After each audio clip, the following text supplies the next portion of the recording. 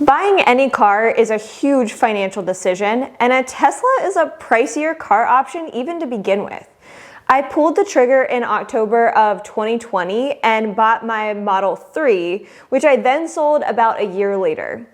I love my Model 3, but as I've expressed in the past, it was going to be too small for my needs because I had just found out that I was pregnant. I ended up selling the car for more than I paid for it, which was awesome, and it just seemed like the right thing to do. So we're living in unprecedented times where the value of our cars seems to be going up when we were all taught that they would always depreciate. This makes decisions a little bit harder because you don't want to miss out on potential profit. Considering all of this, I just didn't know what to buy next. Today, I'm going to walk you through my thought process and why I waited to buy a Tesla.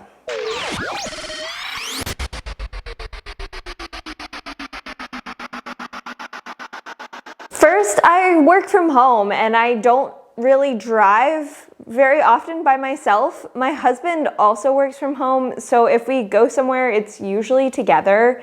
And for the most part, it's around the city that we live in.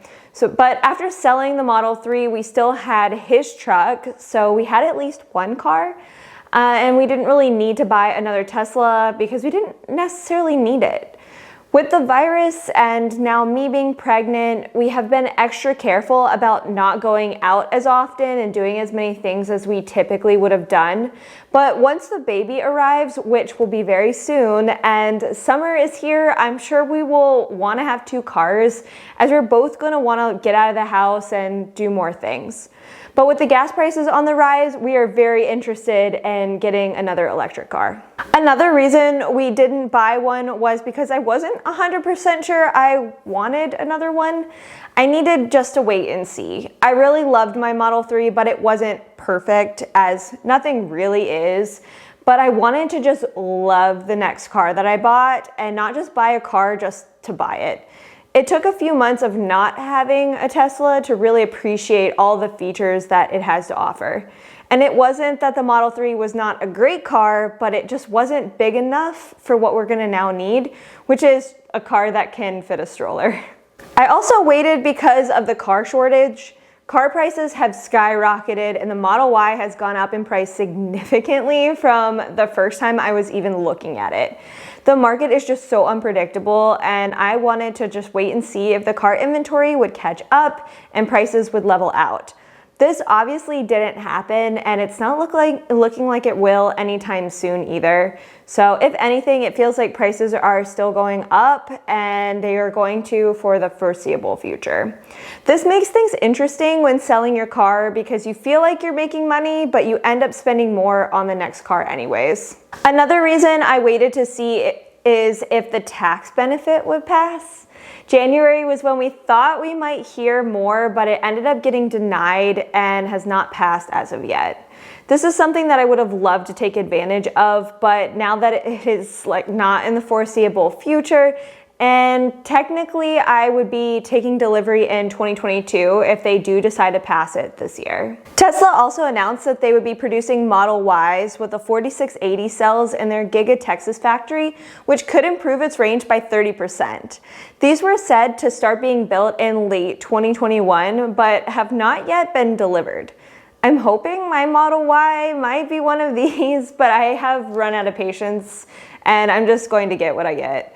Having an extra 90-ish miles of range won't necessarily be a deal breaker for me because this car will not be used on long road trips. This is our car that's around town, like I said before, so the range is sufficient for what I need. Being able to plug in every time you get home is super convenient and takes any worry of range out of the equation. It does look like there will be more electric charging stations put in throughout the country, so it is a great time to start thinking about an EV if this is a concern that you have. With a baby on the way, one of the most important aspects of a car I consider now is safety. Before ordering a Model Y, I wanted to do my homework and make sure that there weren't any other options that might provide more safety for my family than a Tesla.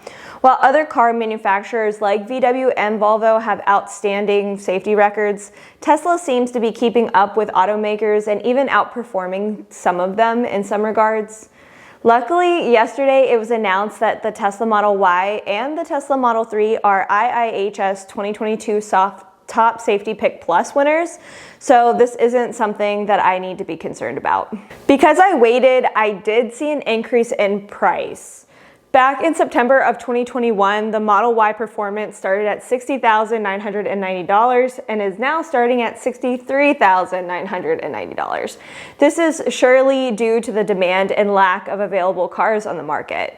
I was hoping these prices would go down, but the rising global political tension, I do not see this happening anytime soon. I think it could be a few years until the chip shortage is corrected. We all thought that it would be this year that it would get better, but now people are saying maybe even in 2023. So I would suspect the same thing to happen next year until the chip production is ramped up again. Luckily, there have been new chip factories in the works, so we can keep our fingers crossed. Because I waited, I also spent a lot more money on gas in the meantime. I started driving our family car around, which is a VW Atlas and uses a decent amount of gas since it's a large 3-row SUV. At first, I didn't consider this new cost, but after a few months and rising gas prices, it really started to add up. I also then had to go back to the gas station, which is just really not my favorite. I took for granted not having to frequent them and forgot just how unsafe they can make me feel. I'm excited to not have to fill up as regularly as I will most likely be driving the Model Y around town. I think for my family, having one gas car and then one electric car will be perfect because we will use the Model Y as our around town car and then the Atlas for longer trips. This will help alleviate any range anxiety and will make trips a little less stressful until the electric charging network continues to grow. There really isn't an electric car that is the same size as our Atlas. Both the Model X and Y feel just significantly smaller to 3-row SUVs in general. I would consider the Model X, and I really like it, but it's just too expensive and doesn't bring enough value for the cost. I didn't buy a Tesla right away after selling my Model 3, but I do not regret waiting and making sure that this was in fact the car that I wanted to purchase. Make sure to subscribe as I will be sharing tons of Model Y and Tesla content and will be taking you on my journey of taking delivery of my new 2022 Model Y. Thank you guys so much for watching, and I will see you in my next video.